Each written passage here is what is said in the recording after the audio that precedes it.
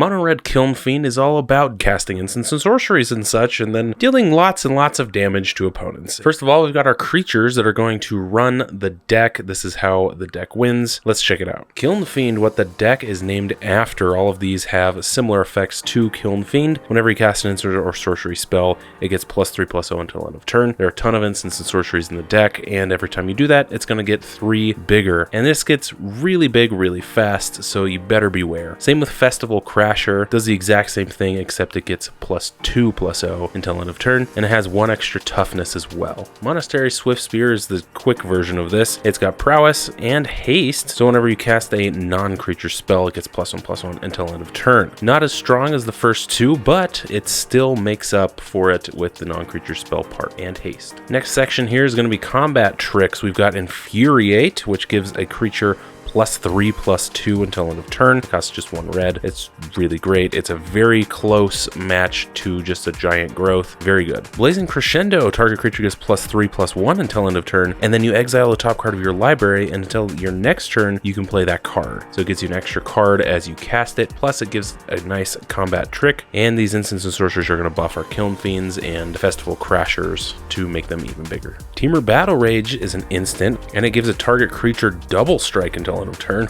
This one's pretty nasty, and if the creature has power 4 or greater, it gains trample, and Kiln Fiend immediately becomes a creature with power 4 or greater, so it automatically gains trample when you cast this. Here we've got some combat bonuses, not necessarily during combat, but they can be, just depending on what's going on. We've got Crash Through, just 1 red for a sorcery. Creatures you control gain trample until end of turn. That's very valuable, but it also draws us a card. Apostle's Blessing basically just costs 1 and 2 life. Come on. Apostle's Blessing is fantastic. Gives your creatures protection from the color of your choice until end of turn, or artifacts from the end of turn. It's really good. Protect the Kiln Fiends and make it bigger at the same time. Fling, this one's a little bit different, but say someone's going to kill your Kiln Fiend, you can just cast this, sacrifice Kiln Fiend, and it could potentially be a 14/2 or something like that, some absurd number, and then you just fling it at an opponent's face. I really like Fling in the deck. It really works well. Next section is our utility section, which really helps the deck move along.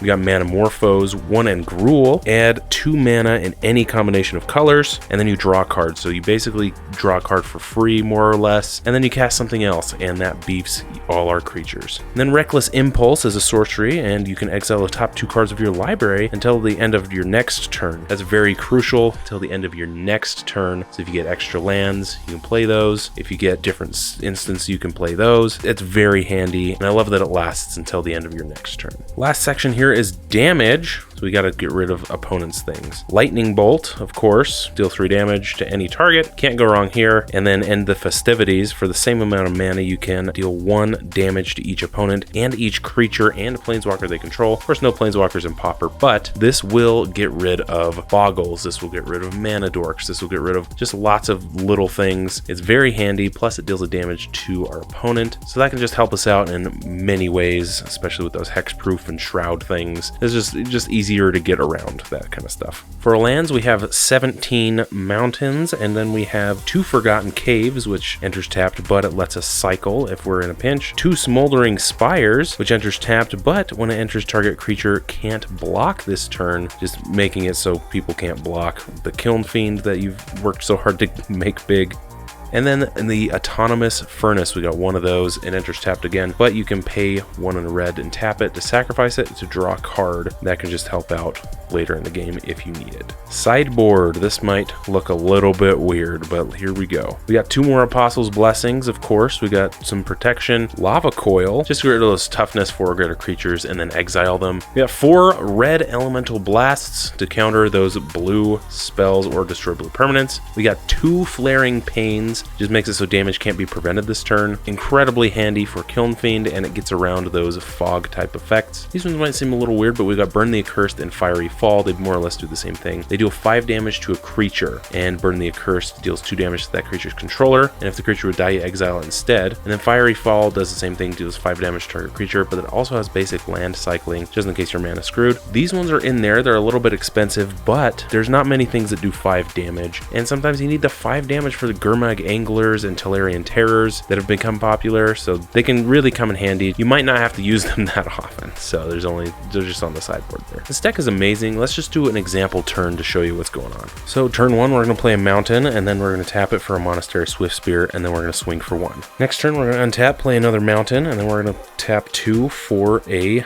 Kiln Fiend. There it is, and then we can swing again with our Monastery Swiftspear, hopefully. Next turn, we're going to play Mountain, and then we're going to cast a Manamorphose, drawing us another card, and we're going to add red to the mana pool. We got 2 floating red. With both those red, we're going to cast Teamer Battle Rage, giving Kiln Fiend double strike, and it's going to gain trample because it has 7 power. And then we're going to swing with our 2, and then on attacks, we're going to cast Infuriate, targeting Kiln Fiend, and that's going to give it an extra +3/+2.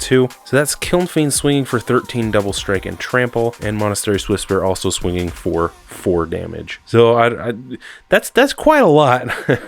Good luck. If you get a really good turn like that, that will really stomp your opponents, as long as they don't have anything too crazy, right? Of course, they're always going to have something that would have a blocker or fog effect or some counter spell, you know. But if all goes perfectly, that's the kind of turn you can have. It's really special, and I really love it. Anyway, hope you like this deck. Hope you try it out. Thank you so much for watching, and I'll see you guys next week for your weekly dose of magic.